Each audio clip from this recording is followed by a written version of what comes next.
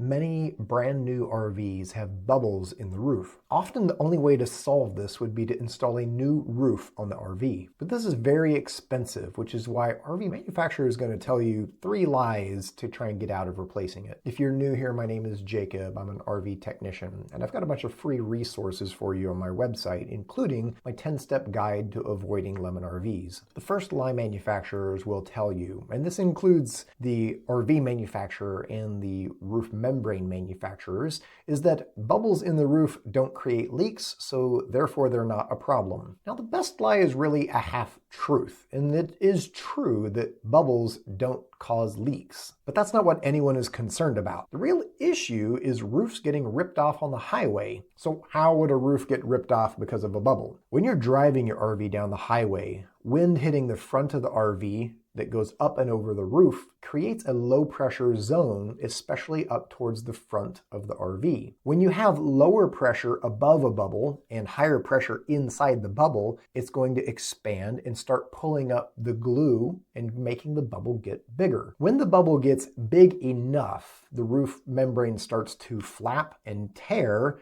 and then the whole roof can come off. When a manufacturer says that roof bubbles don't create leaks, that is true, and it is dodging the issue. Lie number 2 is that roof bubbles are normal, so they're not a problem. Now, it is true that roof bubbles are common, very common, and that many of them don't cause a problem. But bubbles are always the result of a roof membrane not being fully glued down. The big question here is the bubble or bubbles in question going to result in the roof ripping off? This is where the location, the size, and the quantity of bubbles matter. If the bubble is in the front third of the RV, closer up to the low pressure zone created when you're going down the highway, it's going to be much more of a problem. A larger bubble is going to be a higher risk of growing and tearing than small bubbles. A lot of bubbles is indicative that the membrane wasn't glued down well overall and is at higher risk of blowing off on the highway. I recently had a client who had taken my RV shopping course, and in doing so had learned a ton about RVs and roofs and what bubbles are and why they're bad. They decided it was in their best interest to have a full inspection done. What's funny here is the inspector accidentally documented a large bubble in the roof, but didn't actually comment on it in his report. To be clear, this inspector was not part of my network, but because my client had taken my shopping course, she knew that what she was seeing in the photo was a problem. When she sent the photos of the roof bubble to the RV manufacturer, they agreed it needed an entire roof replacement. The manufacturer was going to replace the roof for her, but she was panicking because her house had already sold and they had to move out in 1 week. How did they get the RV to the manufacturer while living in it full time without the roof completely blowing off? We did a one-on-one consulting call about this, and I'm going to give you the same advice I gave her. The bubble on her RV was further back on the rig, and although it was large, it wasn't in a location that I was as concerned about as if it had been up at the front. I told her to climb on the roof, or have her husband climb on the roof, and circle the outline of the bubble with a Sharpie, and then keep an eye on it as they travel, and if it grows,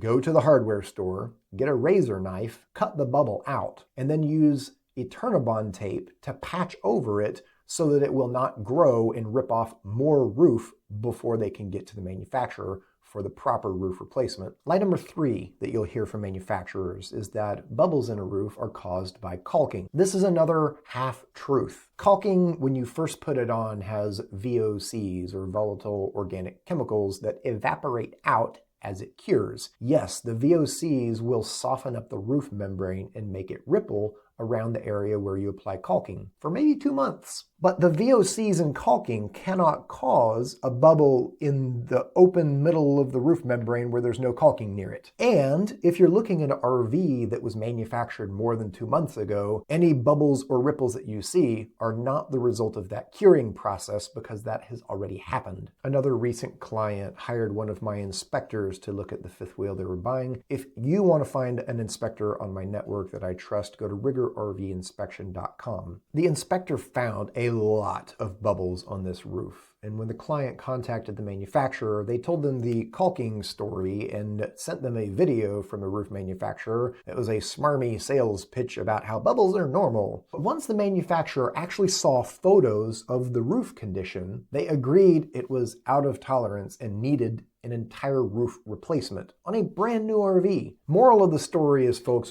don't accept no when they haven't even seen the condition of the roof. Second takeaway is I always recommend a third-party RV inspection, because I guarantee you if they had just accepted the dealership's PDI, which stands for probably didn't inspect, they may have ended up on the side of the highway with a roof blowing off and no way to keep rain out of their RV. Click here if you want to watch me go review RVs undercover for quality, or click here if you want to learn more about my 10-step process for avoiding lemon RVs.